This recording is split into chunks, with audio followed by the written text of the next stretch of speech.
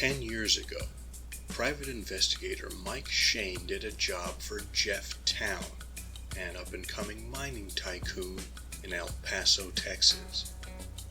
Now, as World War II rages, Town is looking to become El Paso's mayor, but he has a problem.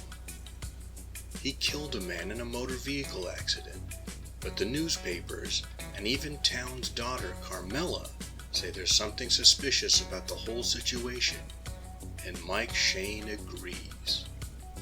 Without a clear client, he returns to El Paso to find a tangle of more suspicious deaths, blackmail, alleged Nazi spies, AWOL soldiers, and fraud that stretches across the border into Juarez, Mexico.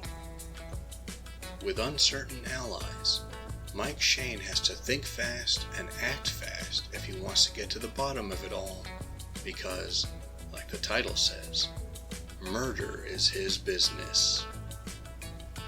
P.I. July is a reading event created by Jim at Mystery and Mayhem. I'll have a link in the description to his channel, along with everyone else who's on the stakeout with him. This book has just about everything you could want in a hard-boiled detective novel. Blackmail, double crosses, murder, crooked politicians, greedy money men, spies, deceit, a femme fatale, and plot twists that keep on twisting until the last pages.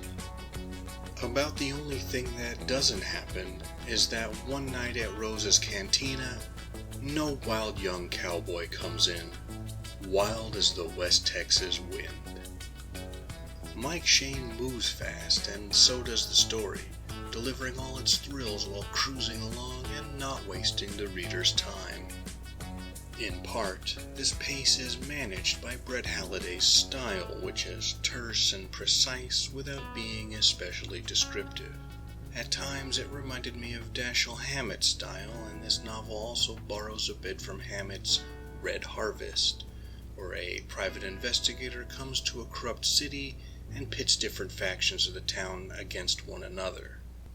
Murder Is My Business is less grim and less contemplative. It has a wild central mystery and plenty of plot complexity, but the novel lacks much of the introspection and complex interior life to characters found in books by Raymond Chandler and Ross Macdonald. This is not to say the book is bad, and on a couple occasions it made me think of Mike Dime, which has similar strengths and weaknesses, including a setting that isn't typical of these hard-boiled stories. As an interesting historical bit, we can also see the reach and impact of World War II even far from the front lines as it influences people even in El Paso, Texas in 1944. This gives the book a similar feel to Raymond Chandler's The Lady in the Lake, where the effects of World War II are felt all throughout the background of that detective novel, even though everything takes place in a few towns and cities in California. I also want to take a moment to point out here that the Juarez police are portrayed in a way that is proficient and professional, something by which I was pleasantly surprised. For such a short, pulpy story, it plays with some heavy themes. There is the difference between appearance and reality, and how truth is often sidelined for the convenience and profit of people in positions of power. Tied into this problem are the concerns voiced by several characters about the dangers of homegrown fascists trying to put themselves in positions of authority to advance their exploitive agendas.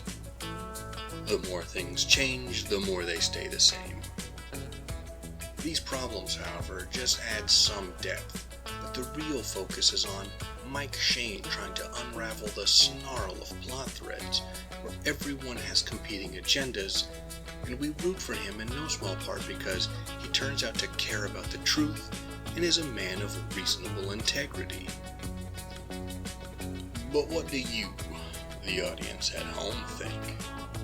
Have you read Murder Is My Business or any of the other Mike Shayne novels? How do you think they compare to the stories of his contemporaries and to the hard-boiled writers who came later? What are are you planning to read for PI July? Be sure to share your thoughts in the comments. Thank you for taking the time to listen to my peculiar notions. If you appreciate this channel and want to support it, you know what to do. You can also take a moment to like, comment, share, and subscribe to the channel of another YouTube creator you enjoy, where the algorithm will profit from the suspicious deaths of their videos. Until next time, read some good detective stories, live, and be well.